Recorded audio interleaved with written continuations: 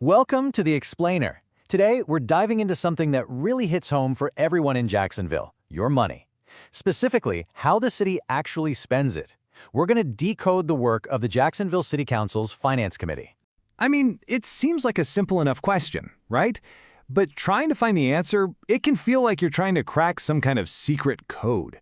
Because you see, the official documents that track all this spending, well, they can look pretty intense. So let's just take a quick peek at the source material.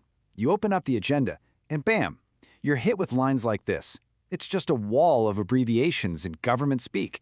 ORD Apprope, Gen Fund, RESO. Look, if your eyes are starting to glaze over right now, trust me, you are not alone. But here's the thing. Buried inside all that jargon is the city's actual financial blueprint. It's a story of what Jacksonville really cares about, what it prioritizes, from local parks to public safety. So that's what we're going to do today. We're going to translate this together. Let's turn these confusing line items into a crystal clear picture. All right, first things first. Before we can even start to follow the money, we've got to learn the language. Get the basics down. And that means understanding the two most common terms you're going to see everywhere: ordinance and resolution. Okay, so the difference here is actually pretty simple, but it's super important. An ordinance, you'll see it as ORD, is basically a local law. It's a binding rule. A resolution, or reso, on the other hand, that's not a law. Think of it more like a formal statement, an official opinion. So one makes a rule, the other just makes a point. Got it? Cool. Now we can really start to follow the money. So let's put that new knowledge to the test. First up, we're looking at community and culture. This is the fun stuff. This is where you see the city investing directly in the things that make up our daily lives. Our neighborhoods, cool events, the arts, the whole shebang. Okay, so you'll see a line item with a number like this one, $200,000. An ordinance passed to spend it. The big question is, for what exactly? And here's the answer. This is where that number turns into something real.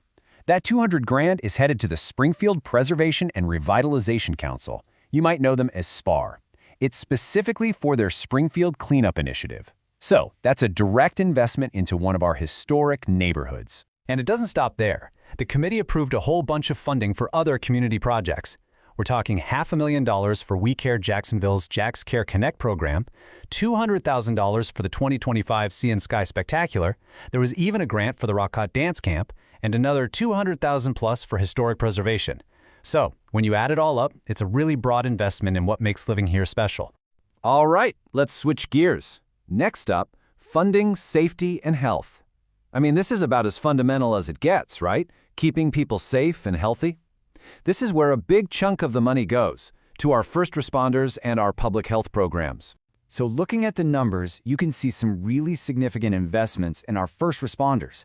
Check this out. Over $855,000 is going to the Jacksonville Fire and Rescue Department. That's for a mobile stroke unit, which is incredible. It brings life-saving care right to the patient. Meanwhile, the sheriff's office is getting $100 grand for a study on the jail population. That's to help them plan resources better. And there's another $143,000 set aside for an officer wellness program.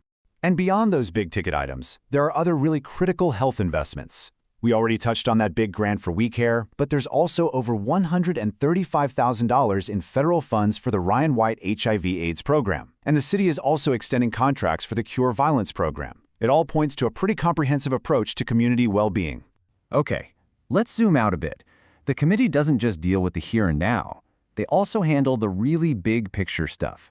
We're talking massive investments in infrastructure and development that are literally going to shape what Jacksonville looks like for decades to come. Yeah, this is the stuff we all see and use every single day. We are talking millions and millions of dollars for projects all over the county. For instance, more than $2.4 million for fixing up drainage systems, over $3.5 million for traffic signals and improving intersections, and another $2.5 million just for beautification along Moncrief Road. And then you see a number that just makes you stop in your tracks. $10 million. Wow, what on earth could that be for? Well, this is a huge strategic investment in our city's future. That $10 million is a contribution to Shands to help build the brand new UF Health academic campus right here in Jacksonville. I mean, this is a game changer. It's one of those decisions that really aims to transform the future of healthcare and education for our entire region. So we've followed the money, but that's not the whole story. The Finance Committee's work isn't just about spending. They also have to handle the complicated and sometimes political business of just running a city.